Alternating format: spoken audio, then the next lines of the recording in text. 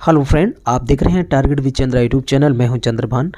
तो आज हम लोग बात करेंगे बाल विकास एवं शिक्षण शास्त्र की। तो दोस्तों, मैं आपको एक बात बता दूं कि आज से ये एक सीरीज़ लेकर के हम चल रहे हैं और मैंने पूरे सीडीपी को जो है बहुत ही शॉर्ट में, जो एकदम मेन बातें हैं जो सीटेट के एग्ज़ाम में पूछी जाती हैं, तो इस पे काफ़ी मेहनत की गई है। सिर्फ उन्हीं बातों को रखा गया है शॉर्ट तरीके से, ताकि आपको समझ में आए और बहुत ही कम समय में आप इसको कर पाएँ और समझ पाएँ। क्योंकि अब जो है एग्ज़ाम के लिए ज़्यादा समय रह नहीं गया है, तो मैंने सोचा क्यों ना इस तरीके की एक सीरीज़ चलाई जाए जो कि 4-5 दिन में आपको पूरा सीडीपी कवर करा देंगे। तो यहाँ पर जो बात की जाएगी वो एनसीईआरटी पैटर्न पर जो चीज़ें दी गई हैं वही यहाँ पर बात की जाएगी। इसलिए यहाँ पर गुणवत्ता की अगर बात की जाए या कई बार जो विवाद होते हैं ना कि यहाँ ऐसे नहीं ऐसे होना चाहिए, तो ये सारे के सारे विवाद जो है यहाँ पर नहीं होंगे, क्योंकि हमने जो मैटर लिया है वो एनसीईआरटी के अकॉर्डिंग है। इसी तरीके का मैंने ईवीएस का भी बनाया हुआ है। ईवीएस का 1 से लेकर के 8 तक की जो एनसीईआरटी की बुक्स होती हैं, तो पर्यावरण की जो बुकें होती हैं कक्षा 1 से लेकर के 8 तक का, उनका मैटर मैंने पूरा लिया है वन लाइनर के रूप में। तो उसको भी अगर आप कहेंगे तो उसका भी वीडियो मैं बना दूंगा। हालांकि हम आज बात करेंगे बाल मनोविज्ञान की, बाल विकास की। तो आप देखिएगा, अगर आपको ये वीडियो पसंद आता है तो आप कमेंट्स करेंगे तो इसका नेक्स्ट पार्ट भी लेकर के आएंगे। और मेरी कोशिश ये है कि पूरा बाल विकास जो है वो 4-5 दिन में पूरा कवर कर दिया जाए आपके एग्ज़ाम के पहले। राइट, तो आइए शुरू करते हैं। बस यहाँ पर थोड़ा ये है कि आपको समझना ज़्यादा पड़ेगा, क्योंकि चीज़ों को डिटेल में नहीं बताया गया है, बल्कि बहुत ही संक्षेप में बात की गई है। राइट, तो आइए शुरू करते हैं। शुरुआत करते हैं हम लोग वृद्धि एवं विकास से, ग्रोथ एंड डेवलपमेंट से। तो जैसे कि अगर हम बात करें विकास की, तो विकास क्या है? एक ऐसी प्रक्रिया है जो सतत चलती है तथा जिसमें गुणात्मक परिवर्तन एवं परिमाणात्मक मतलब मात्रात्मक परिवर्तन दोनों सम्मिलित होते हैं। अब यहाँ पर देखिए, जो है यहाँ पर हमने ग्रोथ की बात की है और यहाँ इस तरफ हमने विकास की बात की है। जब हम ग्रोथ की बात करते हैं, राइट, जब हम ग्रोथ की बात करते हैं तो यहाँ पर हम देखेंगे कि कलर चेंज कर लेते हैं यहाँ से। ओके, तो यहाँ जब हम ग्रोथ की बात करेंगे तो ग्रोथ कैसे होती है? परिपक्वता, मैच्योरिटी के बाद रुक जाती है। अगर हम वृद्धि की बात करें तो एक समय जब पूरा बॉडी जो है वो मैच्योर हो जाती है, चाहे वो मांसपेशियों की बात करें, हड्डियों की बात करें या किसी भी बॉडी के पार्ट्स की बात करें, जब वो उसमें मैच्योरिटी आ जाती है तो ग्रोथ रुक जाती है। लेकिन जब हम विकास की बात करेंगे तो विकास जो है वो निरंतर चलता रहता है, गर्भ से लेकर के कब्र तक, वोम टू टॉम तक ये जो है विकास चलता रहता है, अर्थात जीवन पर्यंत चलता रहता है। ठीक है, आगे हम बात करेंगे गुणात्मक परिवर्तन की। तो गुणात्मक परिवर्तन मतलब क्वालिटेटिव चेंज जो है, ये किस बात, गुणात्मक परिवर्तन क्या होते हैं? गुणात्मक परिवर्तन है कार्यशैली और कार्य क्षमता। जो व्यक्ति की कार्य करने के तरीके होते हैं वो गुणात्मक परिवर्तन कहलाएंगे। और जो व्यक्ति की कार्य क्षमता होती है, ability to do something emotional understanding, तो जो कार्य क्षमता होती है, कार्यशैली होती है, वो उसमें जो परिवर्तन है, उसके द्वारा जो परिवर्तन होता है उसे हम गुणात्मक परिवर्तन कहते हैं। लेकिन जब हम परिमाणात्मक या मात्रात्मक परिवर्तन की बात करेंगे, तो जैसे किसी की हाइट बढ़ जाना, किसी का वजन बढ़ जाना, शेप, उसका जो शरीर का आकार है उसमें कुछ परिवर्तन आना, तो ये सारे के सारे जो है परिमाणात्मक परिवर्तन या क्वांटिटेटिव चेंज यहाँ समझे जाएंगे। राइट दोस्तों, मैंने यहाँ पर सीटेट एग्ज़ाम को देखते हुए जो है चीज़ों को ज़्यादातर जो है उनको अंग्रेज़ी में जो है अनुवाद करने की कोशिश की गई है, तो आप उस पार्ट को भी ध्यान दीजिएगा। अब हम बात करेंगे सतत की। सतत का अर्थ होता है लगातार चलना, अर्थात पीछे की अवस्था पर पुनः ध्यान नहीं देना। नॉट रिवर्सिबल पुट मॉडिफिएबल, मतलब आगे जो है विकास चलता रहेगा, वो पुनः पीछे की तरफ कभी नहीं आएगा। इस बात को याद रखिए जब हम सतत विकास की बात करेंगे। और विकास किन किन पक्षों में होता है? तो इस विकास जो है शारीरिक पक्ष में भी होता है, मानसिक पक्ष में भी होता है, सामाजिक पक्ष में भी होता है और सांवेगिक, यहाँ पर सांवेक्षिक लिख गया है, जो सांवेगिक समझिए, तो इन सभी पक्षों में विकास होता है। राइट, अब यही जो पक्ष हैं यहाँ पर दिखाए गए हैं, शारीरिक विकास, या जब हम मानसिक या संज्ञानात्मक विकास की बात करेंगे सामाजिक विकास की बात करेंगे और सामवेगिक विकास की बात करेंगे। तो विकास इन सभी पक्षों में होता है और इनका आपस में एक दूसरे से संबंध भी होता है। जैसे हम यहाँ पर देखें कि जो फिजिकल डेवलपमेंट है उसका कॉग्निटिव डेवलपमेंट के साथ संबंध होता है। कॉग्निटिव डेवलपमेंट का मतलब क्या है, इसे हम मेंटल डेवलपमेंट से भी जोड़ सकते हैं। सोशल डेवलपमेंट से इसका रिलेशन होता है और इमोशनल डेवलपमेंट से भी इसका रिलेशन होता है, राइट। तो सारे के सारे जो विकास के आयाम हैं, डोमेन हैं, उनका आपस में जो है क्या होता है, रिलेशन होता है, राइट। तो ये सारी चीज़ें हैं। आगे हम बात करेंगे, जैसे इसको आपको याद रखना है शॉर्ट तरीके से कि कहाँ कहाँ पर विकास होता है। तो physical development, cognitive development, social development और इमोशनल डेवलपमेट। कॉग्निटिव डेवलपमेंट का मतलब संज्ञानात्मक विकास, तो इसको आप PCSE इस शॉर्ट ट्रिक से आप याद रख सकते हैं। आगे हम लोग बात करते हैं फिजिकल डेवलपमेंट की। तो हम शुरुआत से अब बात करेंगे फिजिकल डेवलपमेंट का मतलब क्या है, शारीरिक विकास की जब हम लोग यहाँ पर बात करेंगे, राइट। शारीरिक जब विकास की बात करेंगे तो हम पहले ही बता चुके हैं, शारीरिक विकास में हाइट आएगी, वजन आएगा, आकार आएगा, साइज आएगा। तो ये सारी बातें जब हम कर रहे हैं, इनमें जब विकास की बात की जाएगी तो वो शारीरिक विकास में आएगा। अब शारीरिक विकास में भी एक विकास आता है जिसे हम मोटर डेवलपमेंट कहते हैं, हिंदी में बोलेंगे गत्यात्मक विकास, राइट है। क्या बोलेंगे, गत्यात्मक विकास। तो अब यहाँ पर हम देखते हैं कि जो हमारे शरीर के जो अंग हैं उनकी स्पीड क्या है, उनकी एक्यूरेसी क्षमता क्या है, ये सारी चीज़ें हम देखते हैं। मतलब बॉडी के जो पार्ट्स हैं उन पार्ट्स की कार्य क्षमता क्या है, उनकी कार्यशैली कैसी है, कैसे काम कर पाते हैं अंग हमारे शरीर के। तो यहाँ पर गति संबंधित पक्ष जो शारीरिक विकास से संबंधित होता है, और ये दो होते हैं। जैसे पहला है ग्रॉस मोटर स्किल्स और दूसरा है फाइन मोटर स्किल्स।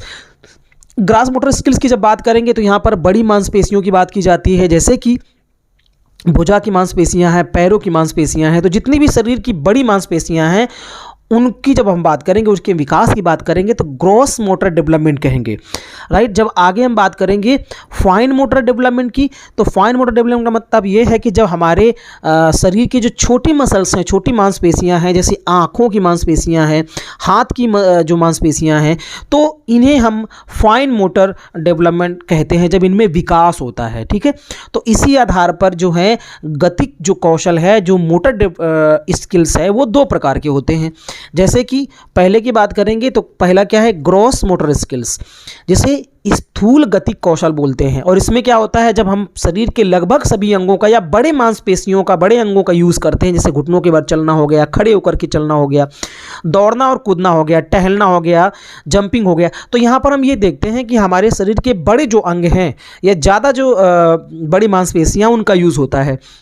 लेकिन जब हम फाइन मोटर स्किल्स की बात करेंगे, सूक्ष्म गति कौशल की बात करेंगे, तो यहाँ पर हमारे शरीर के जो सूक्ष्म अंग होते हैं उनका यूज़ होता है। और ये देखा जाता है कि उनमें आप कितना मेच्योर हैं। जैसे कि उंगली और अंगूठे के जरिए कुछ उठाना, तो ये काम वही कर सकता है जो जिसके अंदर सूक्ष्म गति कौशल होगा।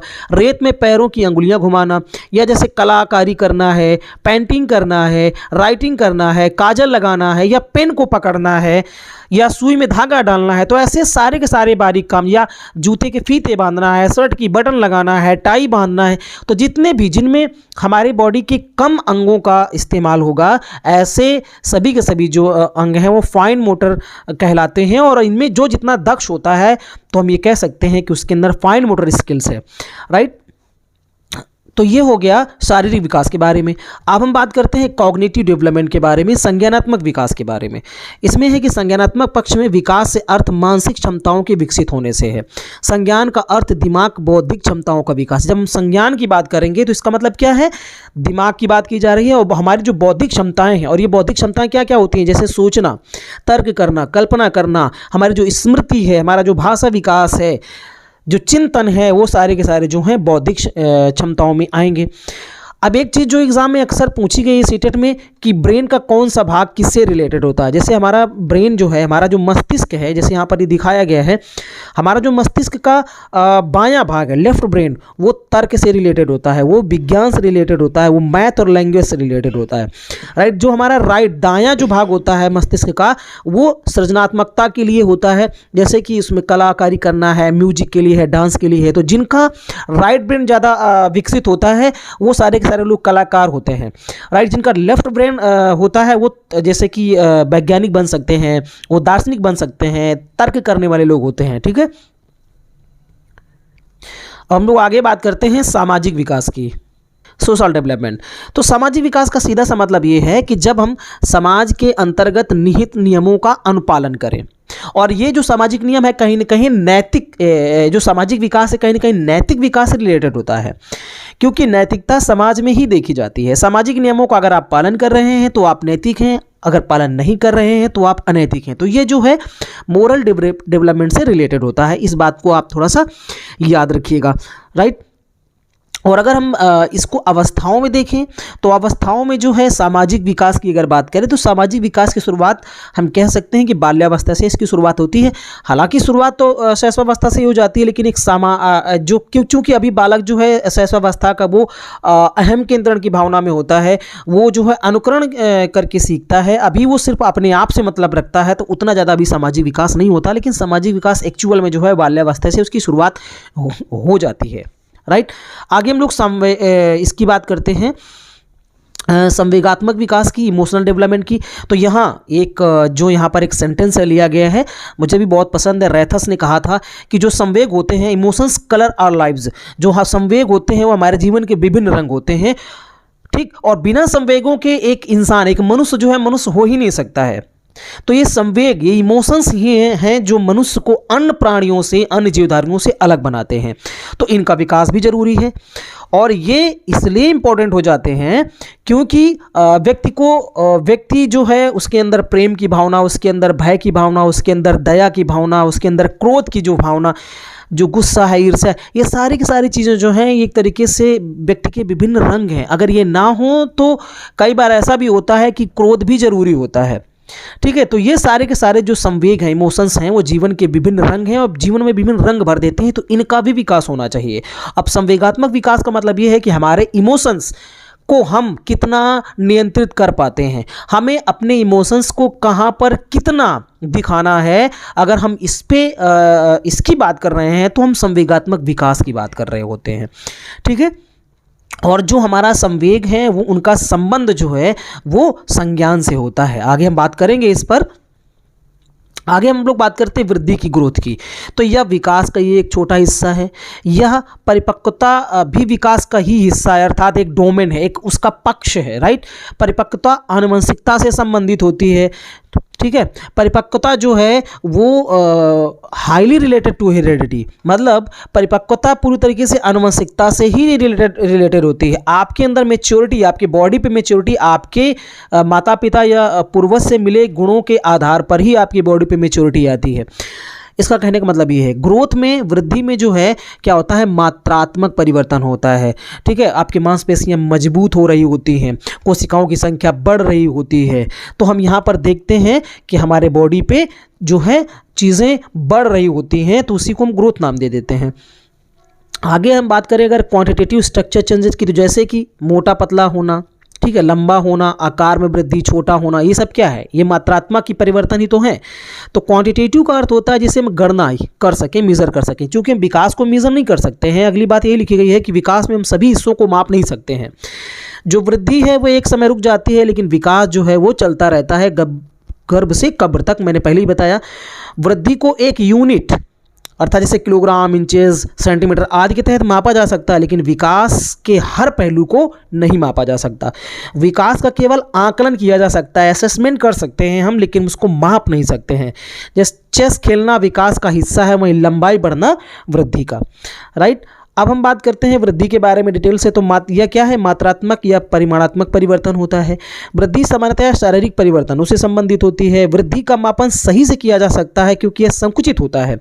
वृद्धि में संरचनात्मक परिवर्तन शामिल हैं और एक समय के बाद ये रुक जाती है। लेकिन जब हम विकास की बात करते हैं, डेवलपमेंट की, तो इसमें क्या है कि इसमें देखिए जो वृद्धि हमारी है, जो ग्रोथ है, वो एक तरीके से डेवलपमेंट का ही हिस्सा है। तो डेवलपमेंट जो है वो व्यापक है और ग्रोथ जो है संकुचित है। तो जब हम विकास की बात करेंगे तो यहाँ पर दोनों चीज़ें आ जाएंगी, मतलब परिमाण और गुणात्मक, जब हम संख्यात्मक या मात्रात्मक परिवर्तन की बात करेंगे और साथ साथ में गुणात्मक परिवर्तन की भी बात करेंगे, तब हम ये कहेंगे कि अब हम विकास की बात कर रहे हैं, राइट। विकास का आशय शरीर के विभिन्न शारीरिक, मानसिक तथा व्यावहारिक संगठन से है। जब विकास की बात करेंगे तो सभी पक्षों से इसका संबंध हो जाता है। विकास को मापना कठिन है, इसका अवलोकन करते हैं क्योंकि विकास का रूप व्यापक होता है, ब्रॉड होता है। विकास में प्रक्रियात्मक फंक्शनल परिवर्तन शामिल है और यह निरंतर चलता रहता है। यहाँ नोट पॉइंट लिखा गया है कि संप्रत्तियों का विकास संज्ञानात्मक विकास के अंतर्गत आता है। संप्रत्तियों का अर्थ होता है किसी चीज़ के प्रति कॉन्सेप्ट बनाना, और हम लोगों को पता है कि कॉन्सेप्ट दिमाग में बनते हैं। ये मैंने कई बार बताया है कि जो हमारे कॉन्सेप्ट होते हैं, कॉन्सेप्ट एक तरीके के क्या होते हैं, किसी प्रतिबिंब से संबंधित सारे के सारे लक्षण, किसी जो हमारे मस्तिष्क में जो इमेज बनती है, उस इमेज के सारे लक्षणों के बारे में जब हम एक दिमाग में प्रतिबिंब बना लेते हैं, घटनाओं का एक कह सकते हैं कि एक घटनाओं का पूरा एक सीक्वेंस जब हम बना देते हैं तो उसे हम कॉन्सेप्ट नाम देते हैं। ठीक है, अब हम वृद्धि विकास के बारे में थोड़ा सा अंतर देख लेते हैं। आपको समझ में आ ही गया होगा वृद्धि क्या है, मात्रात्मक या परिमाणात्मक परिवर्तन है, जबकि विकास की बात करेंगे तो इसमें दोनों चीज़ें शामिल होती हैं। अगर हम वृद्धि की बात करें तो वृद्धि सामान्यतः शारीरिक परिवर्तनों से संबंधित होती है, जबकि विकास ऐसे शरीर के विभिन्न शारीरिक, मानसिक, व्यावहारिक सभी पक्षों से संबंधित होता है। ये वृद्धि की बात करेंगे तो इसका मापन सही से किया जा सकता है, लेकिन विकास को मापना कठिन है। इसमें क्या है, वृद्धि में किसमें संरचनात्मक परिवर्तन शामिल होते हैं और एक समय के बाद ये रुक जाती है, और लेकिन इसमें क्या है, प्रक्रियात्मक। देखिए यहाँ संरचनात्मक मतलब क्या है कि रचना से रिलेटेड, हमारी बॉडी के स्ट्रक्चर से रिलेटेड। यहाँ प्रक्रियात्मक का मतलब है कि हमारे कार्यशैली कैसी, हमारी कार्यशैली कैसी हुई, हमारी कार्य क्षमता में क्या परिवर्तन हुआ है, और ये निरंतर चलता रहता है, जबकि वृद्धि एक समय तक रुक जाती है। तो बहुत बहुत धन्यवाद वीडियो देखने के लिए। अगर आपको इसी तरीके की वीडियो प्राप्त करने हैं तो चैनल को आप सब्सक्राइब कर सकते हैं, शेयर कर सकते हैं। वीडियो देखने के लिए आपका बहुत बहुत धन्यवाद। नमस्कार।